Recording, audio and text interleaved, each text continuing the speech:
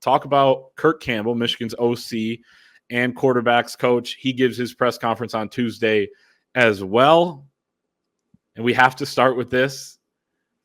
How wide open is this quarterback battle? It's so wide open that how they determine who got the snaps in what order at quarterback on day one went from oldest to youngest, which is what they did in the spring as well. Of course, Jack Tuttle was out recovering with an injury at that point, so it was Davis Warren. But here's the order: Jack Tuttle, Davis Warren, Alex Orji, Jaden Denegal, and Jaden Davis.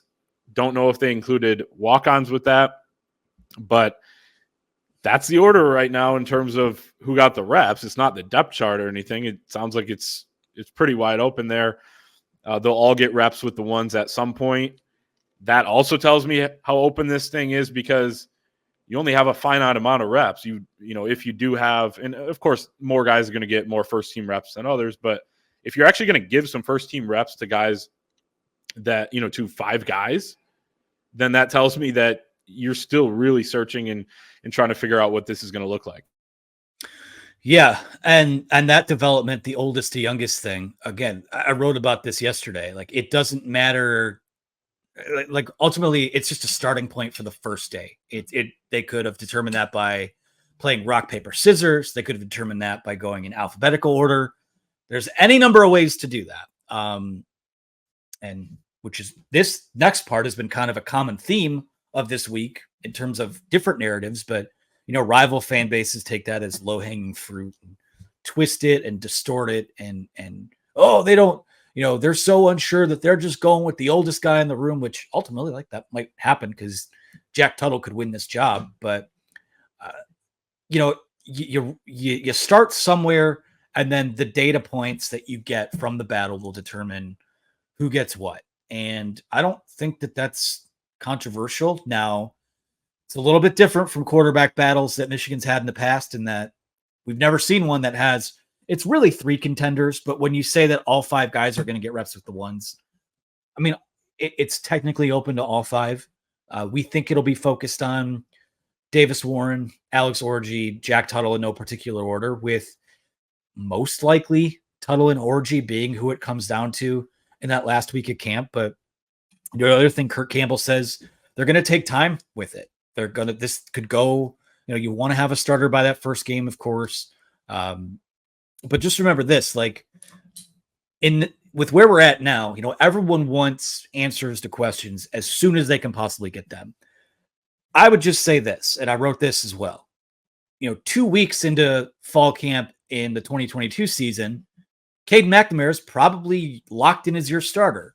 It goes into a third week. JJ starts to surge to a point where, whether it was completely genuine or not, maybe they were just waiting for McCarthy, the light to just come on for McCarthy to make this move and kind of ease Caden McNamara out. Light comes on late in camp for JJ McCarthy, and boom, he winds up grabbing the job after 2 weeks. Now, is it possible a battle could go into that opening game? Sure. But you got to let these guys let it play out. You have to let, now again, by the end of this week, really, it's going to be next week where we see guys starting to separate, because this week they're just in, I believe they're just in, you know, helmets, shorts, what have you, maybe shells later on this week.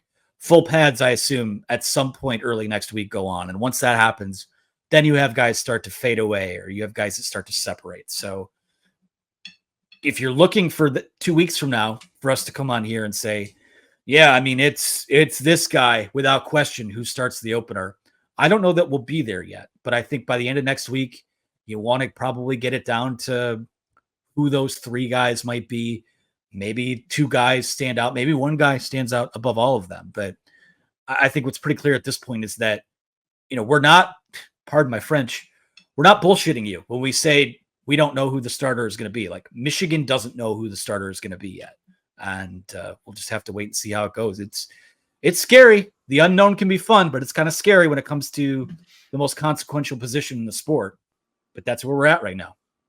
Yeah, the unknown was a little more exciting 2 years ago when one of the guys in contention was behind center for a Big Ten championship the year before. The other guy was behind center on a part-time basis for that same championship team. and, also had shown a lot of upside and had been talked up behind the scenes. And of course, JJ McCarthy goes on to win Michigan 2 more Big Ten titles and a national championship, become a top 10 pick.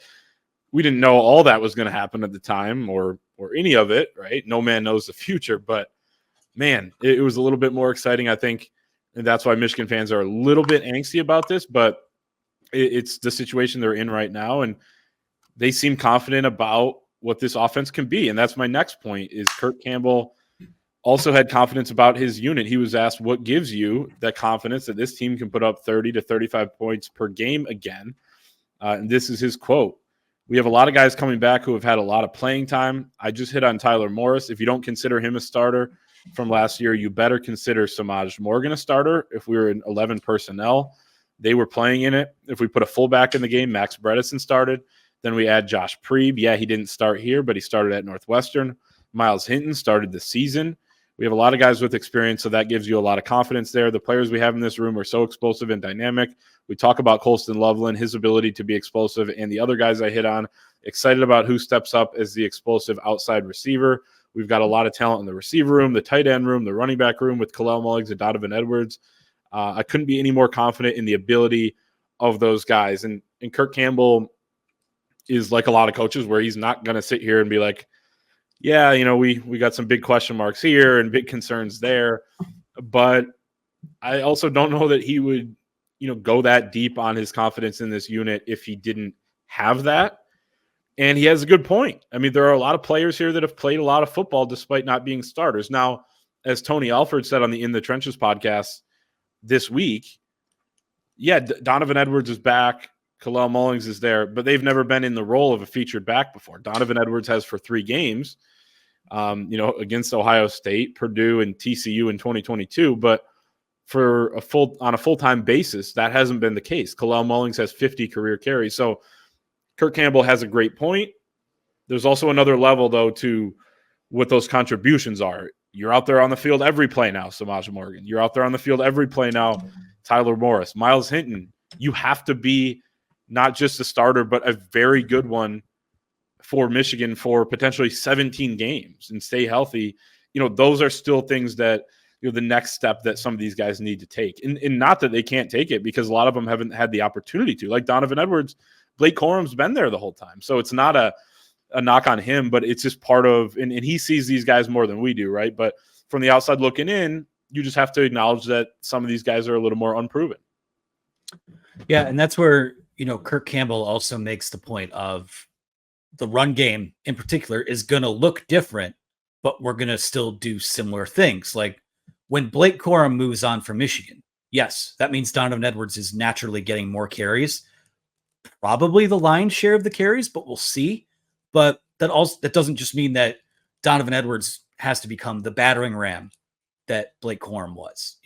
That's where while it benefits Edwards from a volume perspective, the guy who benefits the most from it is Kalel Mullings, because he's going to be the guy that's out there in short yardage. He's going to be kind of the battering ram on the goal line and in those, those third down situations, or second and shorts, third and shorts. So, again, it's the whole, if you just distilled this entire, the coaching change, this team, a lot of the personnel stuff, if you distilled it down to its most basic form in one phrase, it's similar but different. So to me, this is I think when you look at the backfield in particular, like this to me is going to be a lot more of a timeshare than some people would maybe hope for. Everyone wants Donovan Edwards to be that 25 carry a game guy. That would be great if he can hold up and handle that, and he runs a little tougher through contact. I think that can happen for him. But they have what they need in a lot of spots. I think they have it at running back. I think they have it at wide receiver. I think Tyler Morris, assuming he stays healthy, can be what Ronnie Bell was, can be what Roman Wilson was. Fred Moore, Samaj Morgan, those guys can be weapons as well, like some of the depth pieces they have. It's, we like what they have at tight end, obviously. Have the best tight end in college football. Offensive line comes with its share of question marks. Again, Miles Hinton, we talked about him a lot. Greg Crippen is a guy that Michigan has liked, but sort of, I won't say recruited over him, but last 2 years, transfer guys that wind up being All-Americans, nationally recognized, things like that. So that all of these guys are getting this opportunity, like it's massive. It's huge for them. And there's just so much that's unknown about what you're backfilling and who can hold up for X amount of games, who can bring it every single week. So yeah, it's despite thinking that they have what they need. We'll see about quarterback, but from an infrastructure perspective, it seems like they have what they need, but it's going to be pretty telling because these guys are going to get tested right off the bat. There is no lead in to, the first difficult game or, the last few years, really the first test has been the first road trip that they've gone on in week 5 this week or this year. First road trip's not till week 6. And you've already played Texas and USC and Minnesota. Fresno State will be, not exactly a cakewalk either. So yeah, these guys, there's, again, it just adds to what I think there'll be a sense of urgency in camp. Like it's a lot of new for a lot of people, but no one's getting their hand held going into any of this stuff. Yeah, a lot of it is going to come down to the quarterback, as you said, so it's like you have the rest of these pieces, they have to be good too, and they'll help whoever the quarterback is, but that guy's going to have to make some big plays in big moments for Michigan to have an offense that can stay on the field and score points. And you mentioned Greg Crippen, being a good example of this, where they talk about, hey, we're going to bring in transfers if we feel like that they fit our culture and if they're talented enough, and that's going to add competition, right? And if you could think of it one way where it's like if you're Greg Crippen, who's seen Olu Oluwatimi and Drake Nugent come in back-to-back years and start over him at center, then you could think of it as kind of a negative, but they added competition. Greg Crippen had to compete with those guys. He got to learn from those guys, and now that's where that competition pays off. Now, what they're trying to do on the offensive line, which is my last point from Kirk Campbell's press conference, is build some of the depth. Who's the next Greg Crippen now that Greg Crippen is likely going to start, right? I mean, Raheem Anderson obviously in the mix there, but you understand my point. Kirk Campbell says they have about 7 guys right now on the offensive line that are capable of going in that they trust. He wants to find at least one more, and that's a task for them in fall camp. So here's the 7, that I believe that it is, right? He didn't list them, but Greg Crippen and Raheem Anderson at center, Giovanni El-Hadi, Josh Preeb at guard, Miles Hinton, Jeff Percy, and Andrew Gentry at tackle. I think really realistically, he said last year they were 9 deep. He said they want to get to 8 or 9 this year, so at least one to step up. And I think the candidates to do that are Nathan Afobe and Dominic Jadis at guard, and then Evan Link at tackle. Those would be the most likely, at least in my opinion. And then also Raheem Anderson, I would believe, can also play guard. So if you do need someone to step up on the interior, I think he would be the guy. But yeah, they're searching for a guy or two at offensive line, to step up. And I think that's needed. It's not as deep or talented as last year, but if they can get a guy or two to emerge, then I think you have some of the depth you need, knowing that it's a long season and things could change at any time. Right. And I think you hit the nail on the head just by virtue of the 7 that you named right off the bat, because those are the 7 that we heard about last week at Big Ten Media Days. So, again, 8, 9 is the number. I think all of the guys you listed off make sense. I wonder if any of we'll see if any of the freshmen, like early enrollees, I believe was Blake Frazier among the guys that were here. Yes. It's hard for them to get on the field early, but we'll see if someone steps up into the role again. Got a month. That's a lot of time to figure it out too. And guys it's going to be a roller coaster for some guys. Other guys will just kind of come out of the gate. Other guys might bloom late in camp. So important to know, I think they want to get that initial 7 to 8 locked in. We know they'll probably do stuff with some extra blockers out there. So going to want to have, an extra guy ready at least for that. So it's important. So much of this camp is getting guys up to speed that will start. And so much of it is kind of yanking the next in line into being what some of these guys are this year. So we'll see. But it's going to be a lot of fun to track. Will Raheem Anderson start a game this year? Would you bet on that? Sorry for the dramatic pause. I love it. No. That's it. Okay. No. Only because, and I say that only because, and I would love to be proven wrong. I wouldn't love to be proven wrong, because if he's not a projected starter, that means someone got hurt somewhere. But it seems like with Raheem, we've gone through these seasons where you hear about how great he was in camp or how great he's been in practice, and then the name just completely flies off the radar. So I'd love to see it. I mean, it feels like he's been around forever, and he's been a guy that they've wanted to get in there. Yeah, if they hadn't brought in Josh Preeb, I think he's probably one of those starting five, and he still could be if he beats out Crippen. But I don't know. I think Cripp's gonna be pretty good, to be honest with you. I think so too. I was just thinking the probability, like I would bet on over a half a game just because of an injury here, injury there. We've seen that throughout the years, and it's pretty frequent on the offensive line, and that he's supposedly in the mix to start at center. I would take him. Yeah. I would take over half a game. Can I rephrase the question and serve it back to you? Yes. Who's the first offensive lineman off the bench? Well, I think it depends on the spot. I think it's Raheem Anderson if it's somebody on the interior that goes down, and I think it's Jeff Percy at either tackle. Let me rephrase and serve it back to myself. If they do, podcast. I know. If they do the Trente Jones thing, the extra blocker as a tight end, or the eligible whatever it is, who is that guy? That's a really good question. I think that's an underrated question to answer too. Yeah, so not for us. It was Trente Jones last year until he came into the starting lineup after Zach Zinter's injury. Then you saw some 6 and 7 offensive lineman sets. Miles Hinton came in. Giovanni El-Hadi was in. He was in on Blake Corum's final touchdown, to kind of put the nail in the coffin against Washington. So it's a great question. Could it be Dom Jadis? Could it be Nate Afobe? Evan Link, I think, is definitely a contender for that, right? We'll see.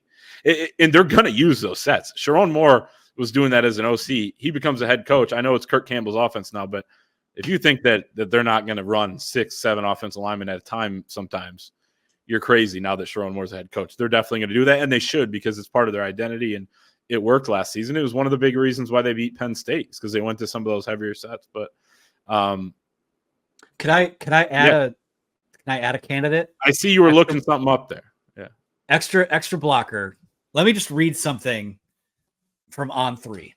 This particular player's profile. It says, developmental offensive line prospect with an encouraging athletic profile and movement skills.